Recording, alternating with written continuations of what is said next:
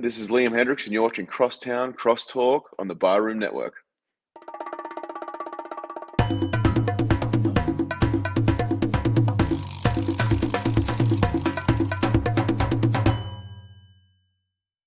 Some may find the following disturbing. Discretion is advised. Every summer in Chicago, the sunshine spotlights the city's spectacular skyline. Its luxurious lakeshore, marvelous monuments, and the over 200 neighborhoods in the city. And it also brings to light two of the greatest sports franchises in the world. On the north side, it's the Cubs. On the south side, it's the White Sox. This is Crosstown Crosstalk.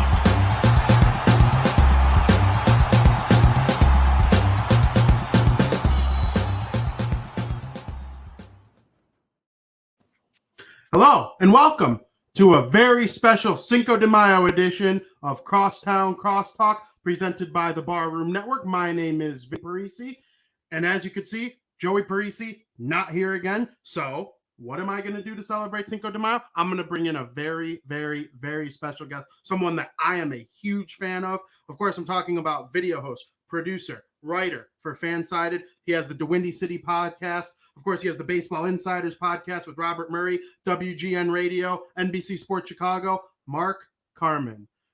Mark, what's up, Vinny? How's it going? Good to see you, bud. Thanks for having me. Of course, it's my pleasure to have you on. I'm like a huge fan of yours. I love having you on to this show, and I listen to Baseball Insiders. I love listening to you and Robert Murray talk about baseball. It's what I do. So I'm a big fan. I'm happy to have you on. Oh, I appreciate it, man. Thank you so much. And you're kicking ass as per always. And thank you, by the way, for all the social media support that you've thrown my way. So I very much appreciate it. Absolutely. So, of course, we're going to talk about baseball. The main show of the show is to talk about baseball. But I got to get your thoughts on a couple of things. First things first. Last week was the 2022 NFL Draft. The Chicago Bears were absent in the first round due to trading up in the 2021 draft to select Justin Fields. They didn't make their first pick until 39 of the second round. They kind of went against what people thought were their needs in the first two picks of the second round. I'm curious what your thoughts are on that. So I loved the Bears draft. I think that the media, and maybe myself included here, actually, I guess definitely myself included, wide receiver, fix the offensive line. Those are their needs. Bears had needs all over the field. Bears needed a quarterback. Bears needed a safety. Bears needed a good linebacker. I mean, it's kind of an underlining to me how bad of a job that Ryan Pace did. I mean, that cupboard is pretty damn bare. And hopefully the quarterback is good, but we'll find out, you know? So I get it. There wasn't a lot of support for Justin Fields last year. But look, 9 offensive linemen get taken in the first round, 8 wide receivers, not as many cornerbacks. You need a cornerback. You're shocked that Kyler Gordon's there at 39. You think he's going to step in and start right away? I don't see the problem here. It makes a lot of sense to me what they did. And then at 48, they weren't expecting Brisker to be there. Some people think this might be the best safety in the draft. So I have no problem with that. And then, okay, Velus, supposedly the Bears overdrafted him. Maybe they did. Maybe they didn't. Pretty interesting skill set. 4-3, gunner on special teams, punt returner, kick returner. Use him out of the backfield, use him in the flat, get Justin Fields perhaps some easy targets. I got no problem with that. I see how they're thinking. And then let's take a bunch of spins at some offensive linemen and a dude who just transitioned from wide receiver to linebacker who's got a high ceiling. The philosophy here is solid to me. I like what they did. Yeah, I agree with you completely. And Velus Jones Jr., I like the pick for one reason. I heard Ryan Poles, I'm sure you've heard it by this point too. He talked about how him and Justin watched lots of film on some of these wide receivers together. And Velus was on his short list of players that he believed he could work with. That means a lot to me. I don't know if that's something you consider big, but it kind of makes sense to me.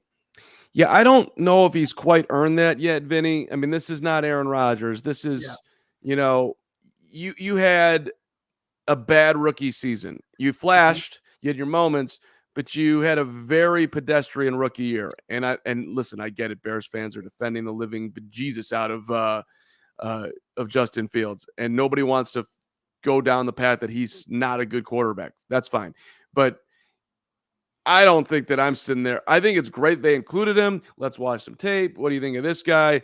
But I don't think you need Justin Fields' quote approval on who you're drafting. I think getting his opinion, okay, I get it.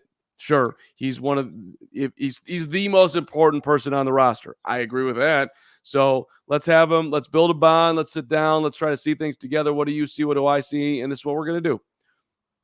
That's fair. And one thing Ryan Pace was okay at in his tenure with the Chicago Bears was drafting late in the draft. Picks rounds 4 through 7 rather. The Bears traded back. They ended up going from a single digit number of picks. They ended up with 11 total picks in the entire draft. What was your take on that? Do you like the players they took? They even took a punter. Yeah, well, they need a punter. I don't know why they had to get rid of Pat O'Donnell. That was my guy. That I enjoyed Pat O'Donnell, but they started day 3 with 3 picks. They ended up with 8, and I think they probably wanted to trade down in the second round. But the players that were there, whatever value they were being offered, their calculations were that it wasn't worth it to do, and so it put more of a premium on. Well, we got to fill out this roster, and by the way, let's take some big swings here. It might hit, might not hit. And so we're going to draft 4 offensive linemen on day 3. Maybe Braxton Jones is good. Maybe he's not. Maybe the center from Illinois can do it. A lot of people like the center, Kramer. I mean, I have no idea. So, but again, I go back to draft philosophy. And these guys, size-wise and, just on paper, could they develop? Can you coach them up? Seems like they fall under the umbrella of yes to both of those. So, maybe they'll be able to hit on one of these guys. The biggest thing that I always like to bring up, Vinny, as far as drafting goes, I always go back to basketball, and I go back to 1984, and I go back to the number 2 overall draft, and the Portland Trail Blazers were sitting there, and they're like, we have to have a center. And Bobby Knight's talking to Portland. He's like, well, they just play Jordan at center. Yeah, no, we're going to draft for position. So we're going to take Sam Bowie.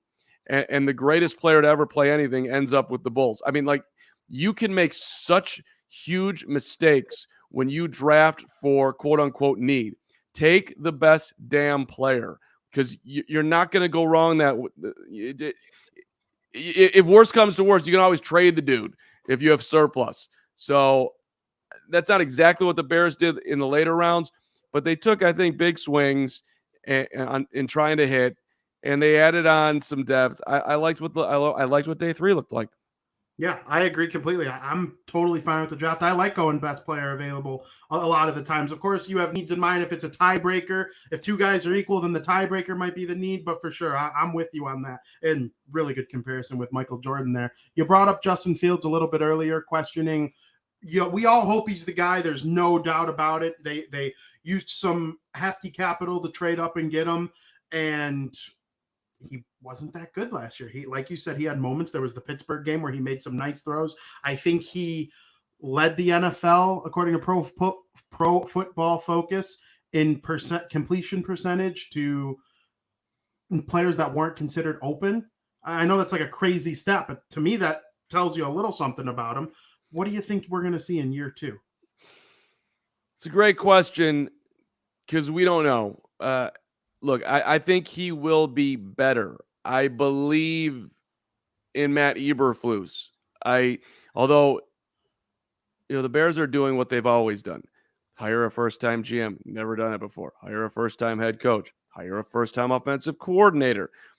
Well, Luke Getsy crushed it up in Green Bay. Well, A, he wasn't the coordinator, and B, he was working with Aaron Rodgers. So can these guys do it? They've been around the game forever. And, as far as Eberflus goes, he's, Cowboys, Colts, he's had success where he's been. So I'm going to give them the benefit of the doubt that they can do it. Now, you aren't overflowing in help for Justin Fields right now. I think, who knows what the rest of the offseason looks like. Do they add Will Fuller or Jarvis Landry or Odell Beckham Jr.? I don't know, something crazy like that. Who gets released come training camp that somehow, some way fits on the Bears and the Bears can turn them into something.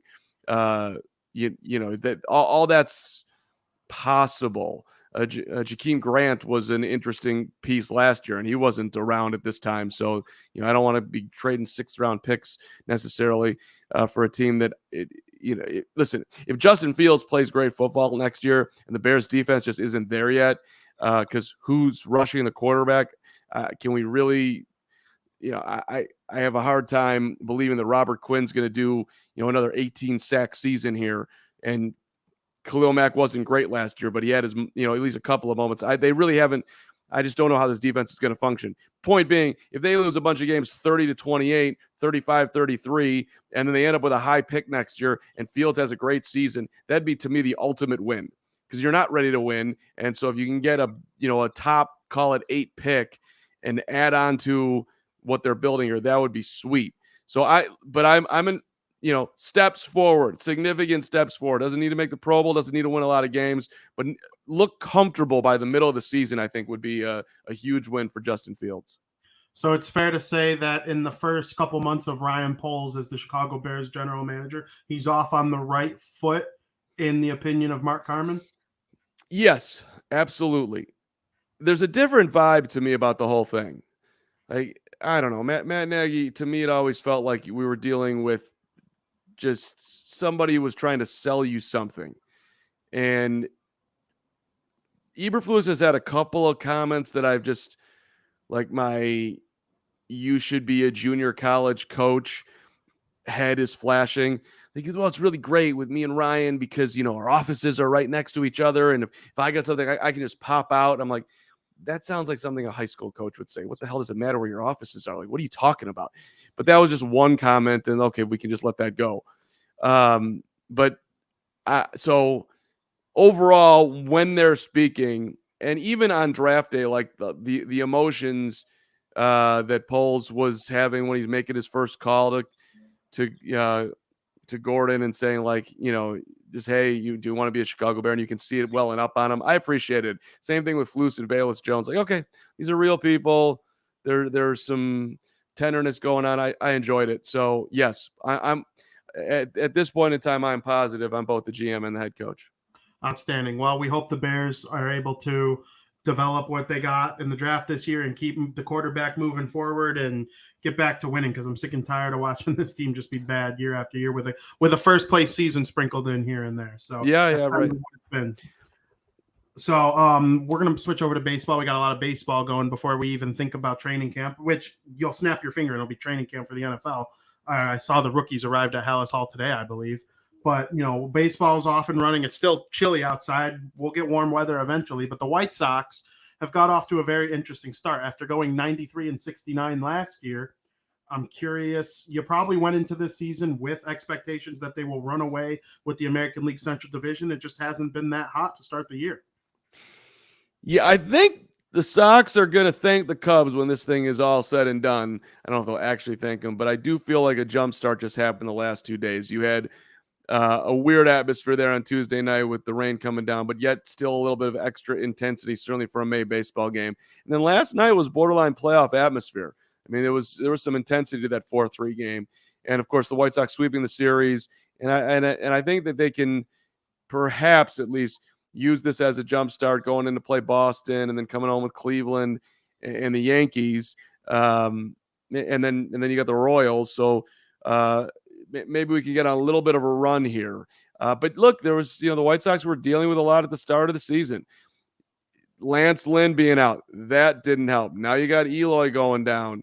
Where, we haven't seen Moncada. It's these are not exactly, Jose Ruiz. So it has been a little bit shocking the way the season has started, that we're 30 games in basically, and the White Sox are going to be an under 500 team or 500 team at best.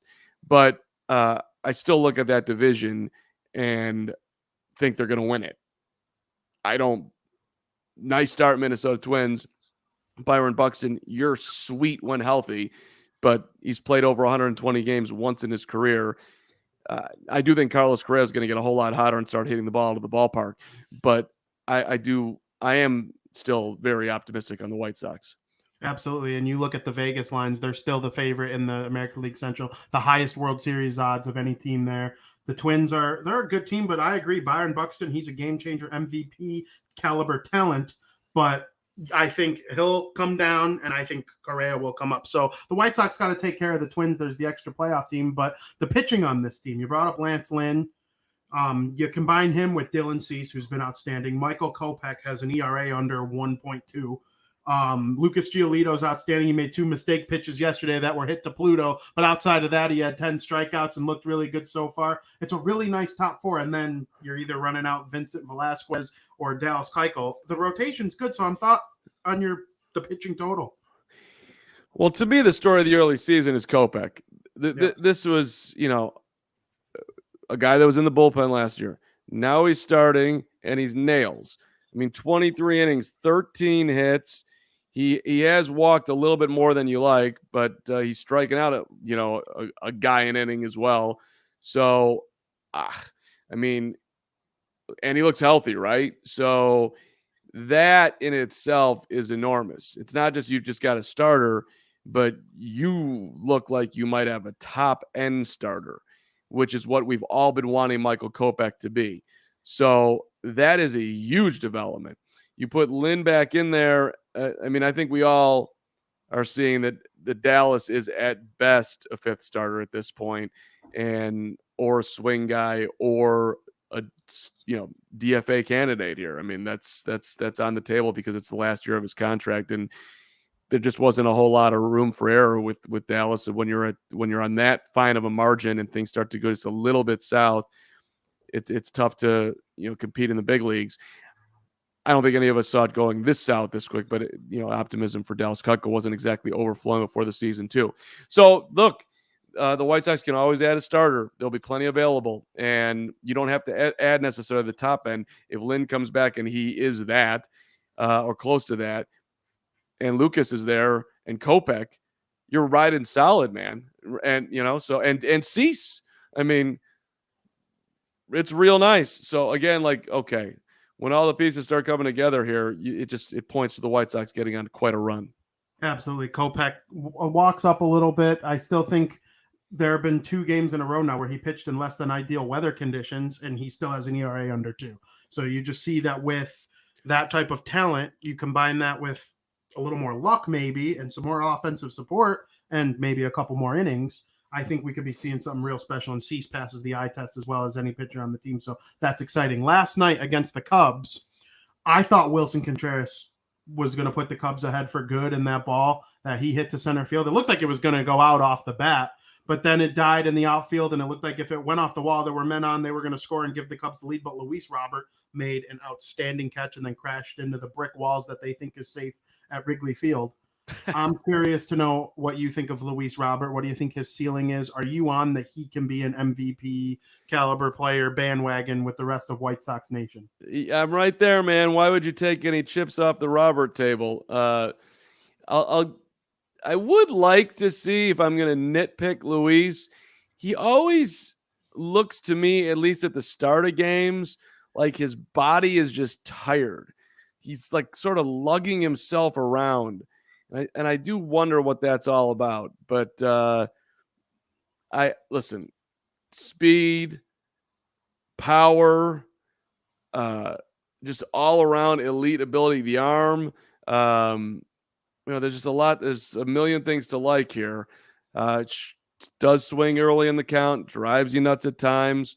But he also, has the benefit of playing every day with a guy like Jose Abreu, which you're going to learn some things about how to approach an at-bat, how to approach the game when you're around a vet like that. So I'm all in on what Luis is and what he's going to be. And he's part of an offense that you would think that when everybody's healthy is just scoring lots of runs. Tim Anderson, when healthy, they'll have Yohan Moncada and Eloy Jimenez back. Jose Abreu, Andrew Vaughn, Yasmani Grandal. I mean, the crew is outstanding, but they've been slow to start the season. They've played one game above 65-degree weather. I know a lot of people are using the weather as an excuse, but you've played baseball before, Mark. You know it's easier to play the game when you're feeling good out there and don't feel like crap. So what do you think of the offense in general? Yeah, the weather thing's always interesting. Well, when it warms up, the White Sox will the bats will come too. But I actually tend to think that's correct. It's just that that's going to be the case for most teams. Yeah. Look, I think the offense is going to be there. I don't know if you know in that whole soliloquy that you even mentioned Andrew Vaughn, who's now on the 10-day IL. But who don't you like? Okay, fine, you're not going to get a lot of production from second base right now, but and Grandal is having a slow start to the year. But every time that guy comes to the plate, I think he's going to do something. Maybe I'm an idiot, but that's I like his approach. I like a guy who takes pitches, and the power is still there. So, the Eloy thing is irritating, and you feel bad for him. But this goes to a take that I put out on the Baseball Insiders that you probably heard of anyway. Do not play hard. Hey Eloy, it's okay. You hit a tapper down to third base. It's gonna be a bang bang play at first. You can go 60% down the line, dude. You can be out by a step. I just want you in the lineup 150 times, not 80 times. So, and you have proven by karate kicking the left field wall or flying into the netting down the left field line or running down to first base, you're really not a durable guy. You don't fall into the how the hell did he not hurt himself there category. You fall in the I'm going to get hurt category. So and it's hard to teach that to someone, but I wish he would play more that way. But when he comes back, I expect him to hit because he's Eloy, super talented. Yeah, he had one of the most developed bats that I think a young player coming through the White Sox has ever had. So in his rookie year, when he hit 31 bombs, even getting hurt that year too, like you said, trying to karate chop a wall, that's always going to be the case with the guy. And every time a ball is hit to left field, I swear, I hold my breath. And then of course this year he gets hurt running to first. I forgot about hanging over the wall too. Let's my God. Yeah, it's just tough with this guy. But like you said, when he's in everybody says, oh, maybe it's time to start thinking about trading him. Then he's going to be with another team. Okay, let's trade him to the Diamondbacks so he can hit 40 for them. It's a crazy thought to me. I really hope he gets back and stays healthy. One last thing on the White Sox, Tony La Russa. Interesting lineups all season long. He just can't get enough of Leury Garcia. He loves the guy. The lineups are a little strange. Not throwing Kendall Graveman out there last night, even though he got through the seventh with just 6 pitches. I mean, what do you think? So I was a big fan of the hire. I did not think that Tony La Russa had forgotten baseball and or could not get up to speed. And last year basically worked out until the playoffs as far as him getting along with the guys about as well as it could. Right? I mean, you go back to why am I spacing on the DH who went 8 for 8 to start the season last year. Oh, and then your mean Mercedes. And Tony calling him out, and then the locker room kind of coming together like, well, Tony's our old uncle, and we've got his back, and all that type of stuff. But it is odd. Some of these things are odd. Pitching to Byron Buxton is odd. I didn't even like yesterday. Liam Hendriks, he got the job done in the night. You're throwing him 3 days in a row, and I know it wasn't a lot of pitches in day 1 and day 2, but it's May, man. Like, and that's your guy at the back end. I didn't love that either on a nitpick. So I thought that the White Sox were going to have an edge in the dugout with Tony, and I wouldn't say that right now. I'm not saying they're at a huge disadvantage because of him, but I don't feel like when I'm watching the game that Tony's going to bring the White Sox 5 or 8 more wins in a season, however you measure these things for managers. To me, managers matter. Baseball's trying to not pay big money to him, but the guy that is actually keeping the team moving each day and sits there and makes a ton of decisions, I think that dude matters. And I don't – to me, like, Tony's more in the middle right now as far as giving a team an edge or not giving a team an edge. And that, to me, is actually disappointing. For sure. And then over on the north side of town, the Cubs are 9-15. Are they a bad team, or are they going to kind of get closer to 500 as the season goes along? No, they're a bad baseball team, and to my Cub fan brethren out there, David Kaplan. He's been on this show. Oh, right. Yeah. I'm sure he has. Cap is a very amenable guy to coming on. We love Cap. Yep. This is not anything but a rebuild in my mind, and the Cubs are a long way away.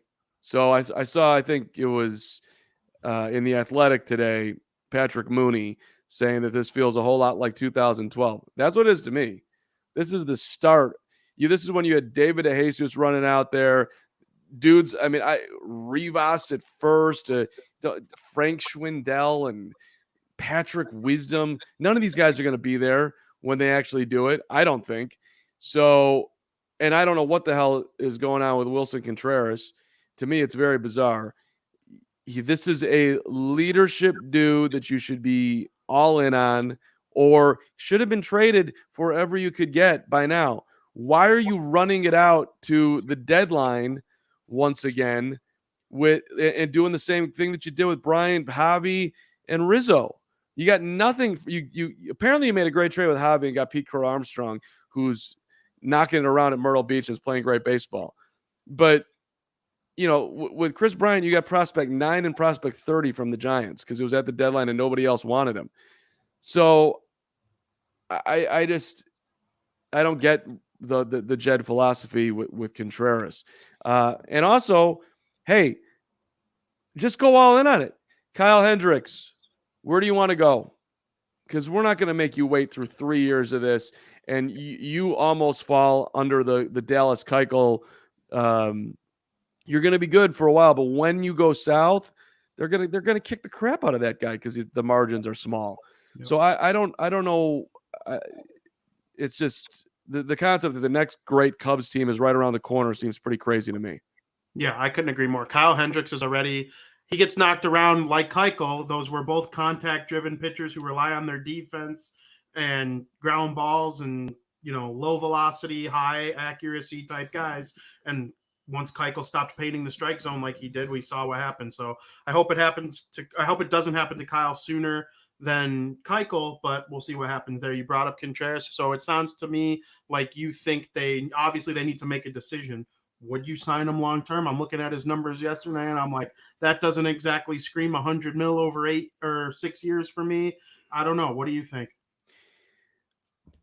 At this point with Wilson, I'd let it play out, and depending on where the top of the market is, most likely I will be there. If somebody wants to really come in and overpay to the moon for Wilson Contreras, then okay, I blew this one and we'll let him go. But a catcher in his 30s who doesn't hits for power, but doesn't you're not going to sign him and think you're going to get 30 bombs from the guy. So I think in the offseason, whatever his contract will be palatable to the Cubs. So that's how I would play it. Or and it's fine, make him an offer right now as to what you're willing to pay and see if he'll do it. I would do that too. But I would not trade him for pennies on the dollar. I just and say goodbye to a guy like that who, to me, he's like a Yadi Molina type who can be there until the end and be the heart and soul of your team. For sure. I completely agree. They got one of the bigger fish free agents in this offseason, kind of last minute. They ended up with Seiya Suzuki, who was the rookie of the month, rookie of the week, or player of the month, I think he was even. Just an outstanding start for him, but he's cooled off a little bit. The White Sox did not allow a single hit from the rookie phenomenon. What do you think of that guy?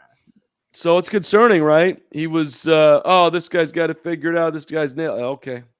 So we're a month into the season, and they have adjusted to him clearly, and now he's got to have to make the adjustment back. I think he will. Yeah. I think he will. But it is kind of interesting that it took all of 8 seconds seemingly for his strengths to be dissected by Major League Baseball. These guys are good at what they do. So I would bet on him making the adjustments, but there was also like a the feeling at the start, like, oh my God, the Cubs got themselves a huge winner here, and he still was the NL Rookie of the Month and all that.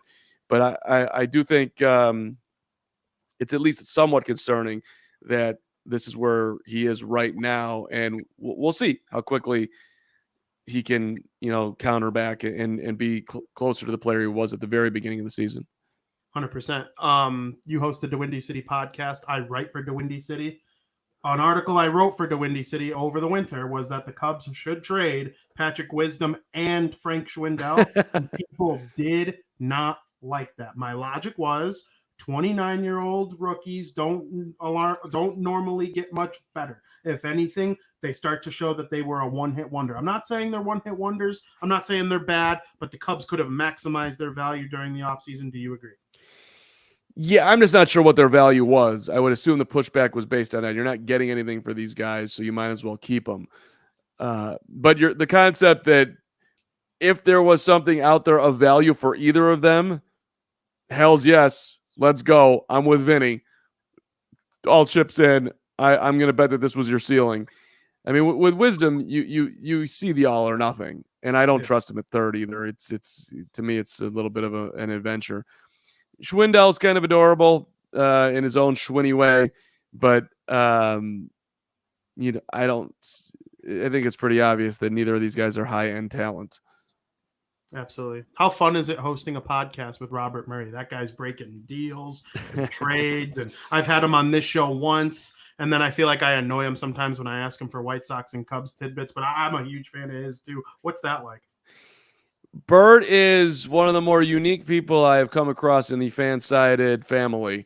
He is well ahead of the curve of where you're supposed to be at 25 years old as far as making a name for himself in the business. So it's fun to sort of be partnering with one of the young high flyers, if you will.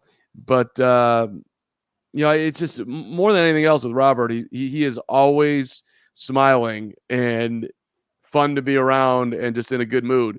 So it's been a lot of fun during the Baseball Insiders. We're going to start doing some live shows here, tapping into Robert's considerable baseball network on the fly. So it should be a lot of fun.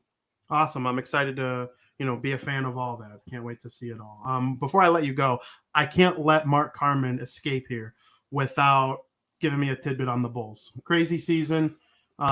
Really good in the beginning. DeMar DeRozan getting MVP chance. I've only heard MVP chance as a fan watching the games at the United Center for two people, Derrick Rose and Patrick Kane. Both of them ended up winning it in those seasons. I don't think DeMar DeRozan is going to win it, but it was cool to feel the MVP chance at a Chicago stadium once again. We heard him for Jose at Guaranteed Rate Field too, but there was the COVID year. What's your thought? Are they going to be back? So to speak to that part of it, it really felt good and fun to me that in the playoffs, even though they got killed in both 3 and 4 at home, when they did the introduction, it felt like the Bulls intro again. And DeMar, when they announced him first, which he should be last, but they announced him first, and it's like, oh, a really, really loud, passionate, fun, connected to the team United Center. We haven't had that since Derek, and I never thought that I would hear the intro mean anything to me after Michael.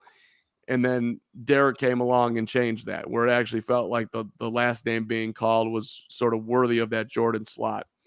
And DeMar, I would obviously Michael is Michael, so that's always going to be number one there. But Derek was a great number 2. And to me, DeMar's a good 3. And back in the Rose days, like just hearing Noah's name was a ton of fun. But to your question, Vinny, like I think the Bulls are super fun next year.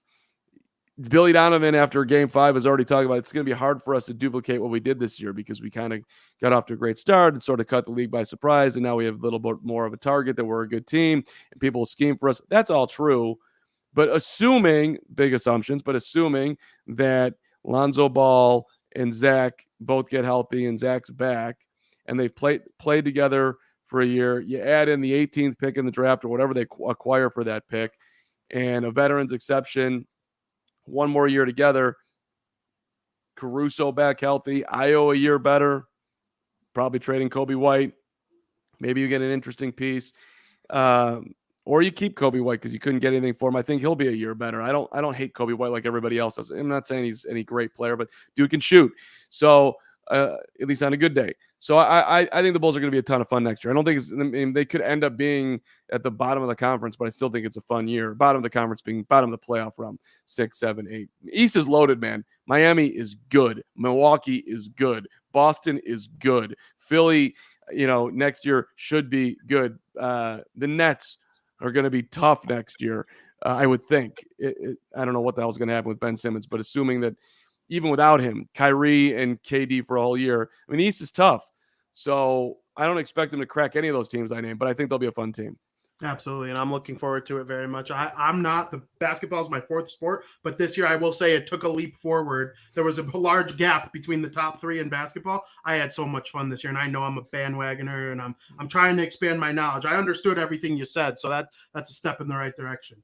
So I know you got a lot going on. When last year, when Chuck Garfien wasn't on, you replaced him on NBC Sports Chicago. That was so cool to me. That felt like a win for me, seeing you on there, even though I had nothing to do with it. Promote what you're doing. Tell people what you got going on. Yeah, that's the plan. I think I'll be jumping in for Chuck at some point here whenever Chuck decides he wants to take a day off. Last year, I didn't know that would be happening at this time. This year, I kind of do. So hopefully he'll take a vacation before Memorial Day weekend. But that's when I got in last year. So look forward to that. And DeWindy City, we're live at 5 on Mondays, and we're going to be expanding that show a bunch coming up here. So looking forward to whatever that's going to be. I'm around WGN some. We'll be back. We just did the draft show with Hamp and OB, and that show will be obviously coming around come football season. And what else do I got going on? I think that's it. There's always stuff at Fansided. If you check out the Fansided YouTube stuff, a lot of things up there. I had an interview with Shaquille O'Neal and Sloane Stevens, Tennis Star. That was interesting. They were working with Icy Hot, and we talked about fan heckling.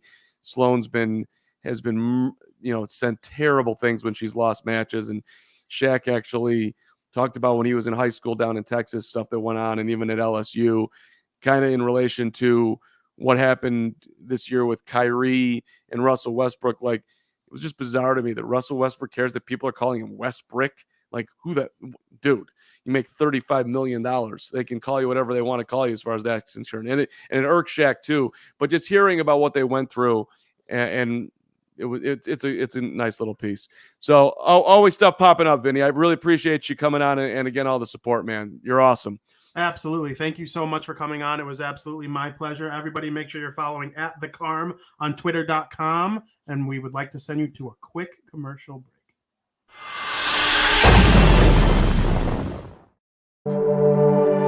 Zim, Joe, Vinny, and Gonzo.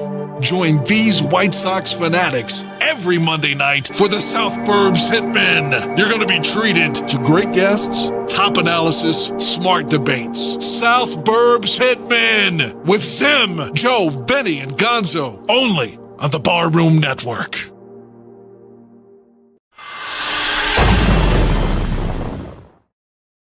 Yes, everybody make sure you're tuning in to South Burbs Hitmen every Monday night. It is an absolute blast doing this stuff. I mean, we're talking White Sox on Monday. We're talking hockey on Wednesday. And then we got all baseball all day here on Crosstown Crosstalk every Thursday at 2 p.m. I can't thank Mark Carman enough.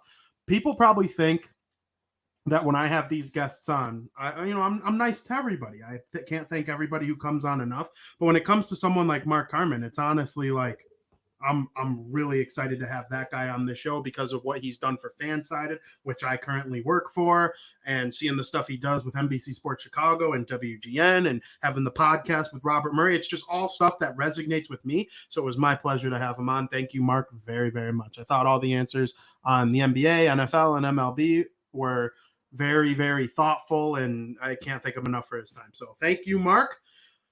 Yesterday, the Chicago White Sox completed the sweep over the Chicago Cubs. That was obviously good for me. I'm a White Sox fan. I like the White Sox. They beat the Cubs 4-3. It was a tough game. The Cubs played them well. I think the Cubs are always going to play the White Sox well. especially when the White Sox are good and the Cubs are bad, because I think it's reverse roles when it was the other way. The White Sox kind of took care of the Cubs a little bit sometimes when they played them in the Crosstown Classic when the Cubs were a National League pennant contender. It's always a good series. And I do remember a long time ago, Hawk Harrelson had like a little segment when the White Sox played the Cubs. I think it was Hawk Harrelson, about how whoever got the better of the other in that series went on to do some pretty good things in that season. There was a year where the Cubs beat the White Sox and they were like 5 games out of first. And after sweeping the White Sox, they went on and won the NL Central Division. I believe they took it from the Cardinals. I would have to go back and look at all the facts and what year it was. But there was a year, all the years, the Crosstown Classic really helps influence where these teams go. So it was good to see the White Sox after a slow start to the season. They were 9-13 going into the series, and so were the Cubs. And now the Cubs are 9-15, and the White Sox are 11-13. Which record would you rather have? Well, the White Sox got a long way to go. I mean, if the season ended today, they would not be in the playoffs, even with the expanded playoffs. But they're only a couple games behind the Minnesota Twins, who are off to a blistering start in the American League Central Division. I think if the White Sox can really play well against Boston, they're going to be outpitched in terms of matchups on paper going into the series. I believe they will see Nathan Eovaldi. Michael Wacha's got an under 2 ERA for Boston. I'm not sure who else is going to be on the mound for them. Their bullpen, they blow a lot of games. Their offense is usually spectacular. I mean, they got Rafael Devers, J.D. Martinez, as me and Joey would call him, Jumbo Dong Martinez. Who else? Oh, Xander Bogaerts. I mean, this team is just loaded with outstanding players offensively, and they haven't hit the ball that well so far this season. And the White Sox have to be a team that keep them down for one more series, and then they could go off. I don't care what happens beyond that. And then, that's at Fenway Park. They'll return home and play against the Cleveland Guardians at Guaranteed Rate Field. It'll be the Guardians' first ever trip with that namesake to Chicago. So I'm very much looking forward to that. I'm not looking forward to seeing Jose Ramirez step into Guaranteed Rate Field batter's box. That guy always torches them. And then you got one of the best teams in the American League, the New York Yankees, coming to Guaranteed Rate Field. That we'll have a show in between now and then to talk about the Yankee series, though. So I'll expect a lot of Yankees flair on next week's Bar Network's Crosstown Crosstalk. I'm very excited about the Yankee series. I'll probably be at the Saturday game. So excited to see the Yankees roll into town. That's always fun. They do come to the north side this year too, which is, I think it'll only be their 5th time ever visiting Wrigley Field in 120 years, which is definitely interesting. If you have a chance to go see the Yankees at Wrigley Field, you can see the Yankees at Guaranteed Rate Field every year, but it's going to be fun to see. So the Cubs, I don't know. Mark thinks they're a bad team. I think they're a bad team. I would get rid of Wilson Contreras. I would. A lot of people would say no. I used to say no. Now I say yes. This team's not going anywhere while Wilson Contreras is smashing baseballs with his bat. They're not. Frank Schwindel and Patrick Wisdom are not the answer. You don't have 30-year-old rookies be the answer. And by the time Ed Howard, Brennan Davis, Braylon Marquez, Peter Crow Armstrong, all these guys that the Cubs have in their really nice minor league system, they're not going to be ready by the time Wilson Contreras is exiting his prime. They're just not. You got to look at the White Sox. You want to be a good team, look at or the old Cubs back in the day. They traded Jeff Samardzija. All the good players that they had on their team back then, the few that there were in the 2010, 2011, they let them go. The White Sox did the same thing. Chris Sale, gone. Adam Eaton, gone. Jose Quintana, gone. Melky Cabrera, gone. The only one they kept was Jose Abreu. And the loyalty paid off there, but I think it's a little bit different of a story with that. That's just kind of where I stand on the whole thing. So it's going to be interesting to see how the rest of this baseball season goes. If there's anything that I can beg baseball fans to keep an eye on right now, kind of veering away from the Chicago scene, it is the National League West. Me and Joey talked about this division on this show pretty much weekly last year. We almost had like a weekly segment where we talked about the NL West and what was going on there. I mean, you got 4 teams in that division that are pretty fun to watch. I'm talking about the Los Angeles Dodgers, the San Francisco Giants, the San Diego Padres, and the Colorado Rockies. The Arizona Diamondbacks, no, not that great. But, I'm excited to watch that division going forward. The White Sox play them this year. That's a wrinkle in their schedule. They don't play against those teams very often. I can't remember the last time. It had to be like 3 or 4 years ago. I know it's every 3 years, but like I think COVID threw a wrench in there. It just feels like a long time since they've played the Padres and the Dodgers. So I'm very much looking forward to that. And then the Cubs, they got the Dodgers this weekend. You know, the Dodgers, they're relentless, man. You watch them and they don't necessarily blow your mind with how good they are, but then you look at their roster and it's like you got Bellinger and Betts and Freddie Freeman and Max Muncy, Trey Turner, Justin Turner, their pitching staff, Arias and Walker Buehler and Clayton Kershaw. It's unbelievable. They got MVPs and Cy Young candidates all over the place over there in LA. So I'm very much looking forward to seeing how they match up against the Cubs this weekend at Wrigley Field. It's going to be a lot of fun. Tonight, in terms of baseball, both the White Sox and the Cubs are off. Kind of surprising they played on Tuesday knowing that they were both off today, but it is what it is. The White Sox got that series win. They're both headed to opposite sides. Well, no, the Cubs are staying home, and the White Sox are going to the East Coast, play Boston, as I mentioned. So it's going to be fun. Make sure you're tuning into all of that. Also, I know tonight a lot of comic book fans are going to be checking out Doctor Strange, Multiverse of Madness. We'll be there. Ain't no different on that front for us. I know I'm waiting for Joey to call me as soon as this show's over. We're going to head over to the movie theater and, catch the flick. And we're very excited to talk to you about it on Wednesday's Bar Down Talking Hockey. And, of course, the Stanley Cup playoffs are going strong. Everybody send at Joey Parisi a note on Twitter and just say I'm sorry. The Bruins are down 2-0 to the Carolina Hurricanes. Not good. I took a huge L last night with the Toronto Maple Leafs going down to the Tampa Bay Lightning, but the series is tied 1-1. I also took a big dub when the Minnesota Wild defeated the St. Louis Blues. That show is going to get rowdy as the playoff season goes along here. I mean, the hockey show, I could scream at Joey and Frankie each for hours on that show. I mean, they're just both so dumb, and I'm so dumb too. And when you get three dumb guys together talking about a sport that they love very much, you get Bar Down Talking Hockey. So make sure you tune into that next weekend. And then, of course, tonight you could catch the series finale of Draft on Tap at 8 o'clock Central. It's going to be a lot of fun. Courtney Cronin from ESPN and Chris Emma from The Score are going to come on there and give some reports on what's going on with the draft. And, we know how impressive Danny and Neil have been all draft season long with this stuff. I'm a huge fan of their analysis. They were on this show talking draft last week. So it's going to be a lot of fun. I'm very much looking forward to it. And of course, as we mentioned in the commercial, and right now, third time's a charm. South Burbs Hitmen Monday night. We'll talk about the White Sox series with Boston. Very much looking forward to that. So that's our show. And, I'm very excited about how this went. Mark Carman was an outstanding guest. If you're just tuning in now, you could catch in on Spotify, Apple, watch the pre-recordings on Facebook, YouTube, Twitch, all of it. I'm very happy to be a part of this with all of you. It's been a great start to the baseball season in terms of content and fun. The White Sox need to get their asses in gear. And I think Mark is right in saying they'll be thanking the Cubs by the end of the season for helping them get in gear. I actually think they're going to be thanking the Angels because that almost comeback really propelled them into actually winning the next game against the Angels and then these two against the Cubs.